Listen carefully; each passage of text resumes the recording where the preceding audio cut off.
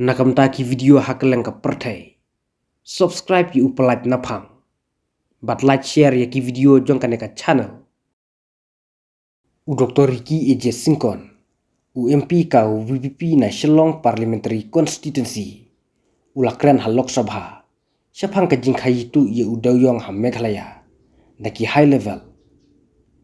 U Dr. Ricky ula pynpaw sendon ha Parlimen Lok Sabha. Bawatlah ke NGT kalakang banti Dewïong bat salan ya u Dewïong ha kajelam Meghalaya. Ha usnam arjar khatsau. Henry minta kidang don kiba Khaïi tu ya u Dewïong ha Meghalaya. Ya kebalatib daki high level. U Dr. Ricky ula ong susu. Bakat kum kakut kubar Shillong Times. Kabala penmi ha ka arpun tarik ulber arhajar arposan. Kalaya tu bapalat KIWEI poin khandai pu metrik ton u Dewïong. Lala bala salan BI.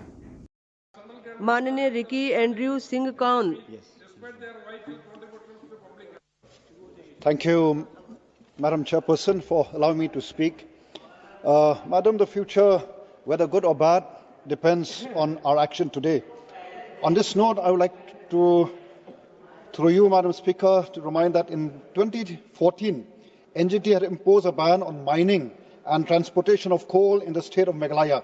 However, it is very unfortunate that till today there are a group of people known in our state as high level who have continuously and blatantly violated this ban, and even the government machinery which is supposed to ensure the enforcement of this ban have failed miserably to enforce this ban.